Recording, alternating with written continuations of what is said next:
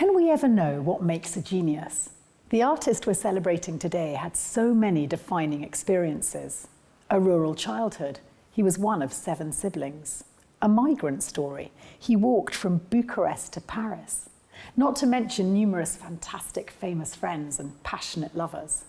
An extraordinary life that informed his extraordinary work. I don't think it's too much to say that Constantin Brâncuși is Romania's most important artist. And it's his world we're going to enter in this edition of Who is Romania?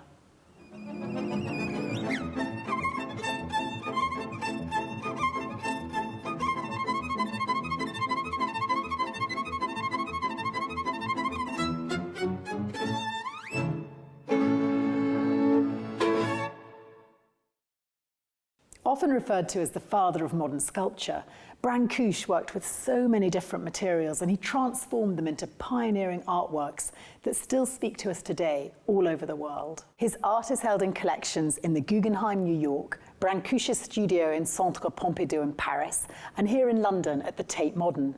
He worked in steel, wood, marble, bronze, small, large, outside in parks, inside in museums, abstract, modernist, art deco, and yet each work was indisputably his.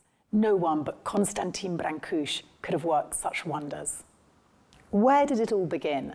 Well, here I have to name-check Hobița in southwestern Romania, the tiny village where he grew up. Yes, he left it far behind for the charms of Paris, but Brâncuși never forgot his roots. He wrote, "I would have been nothing, and I would not have carved anything without Hobița, without its gates and fountains, which meant for me a real academy of fine arts." A lot of his work was in wood. Now we know there's a long heritage of Romanians carving in wood, but we also know that Brâncuși was heavily influenced by African art. And in fact, here at the Tate Collection in London, there's a great example of his signature fusion of different forms.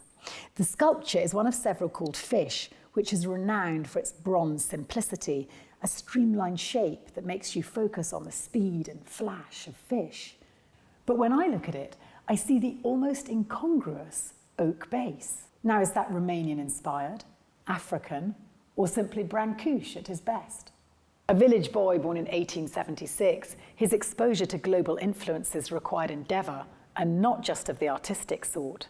After studying in Craiova and Bucharest, he leaves Romania and he sets off walking to Paris. And much later, he talked about the experience. He said, "I arrived in Basel, where I sold the rest of my clothes, all this way on foot, through Bavaria, Switzerland, Alsace." He mentions singing, but also of exhaustion and bouts of pneumonia. The story gives a whole new meaning to the idea of suffering for art. And we know when he gets to Paris, there are crashing lows, dishwashing, humiliation, and as he puts it, sometimes I used to cling to walls not to fall, from hunger, from disease.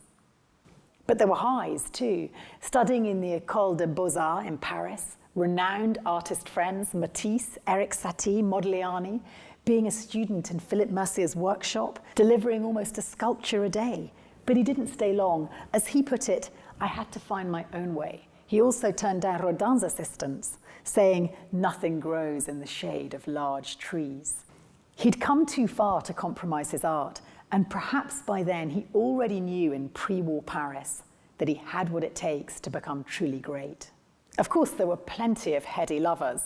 Princess Marie Bonaparte, the American heiress Peggy Guggenheim, who incidentally came to Paris for sexual and artistic adventures. Boy, did she find them. And then much later, the great Romanian singer Maria Tănase. That he was 4 decades older than her did not stop a passionate romance. But not one of them ended in marriage. He was adamant. An artist should not get married because he can be massacred by his wife, who swears, tries to subdue him and turn him into the hero of the slipper.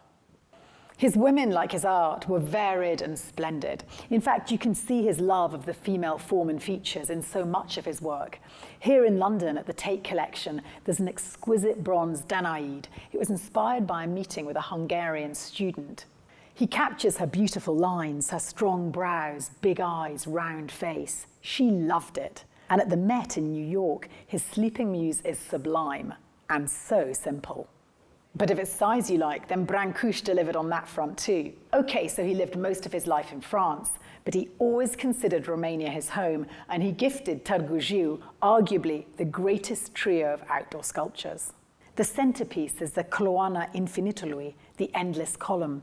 Up and away, brass-clad cast iron modules threaded onto a steel spine some 30 meters high. Some say it symbolizes the endless, the infinite sacrifice of Romania's Great War. It's flanked by the masa tăcerii, the table of silence, and the poarta săratalui, the gate of the kiss, which has become the perfect place for an Instagram pout. And on that breathtaking note, I need say no more. Brâncuși lives on. America, France, Britain, and outside in their hot summers and harsh winters in Romania. Great art for everyone to enjoy.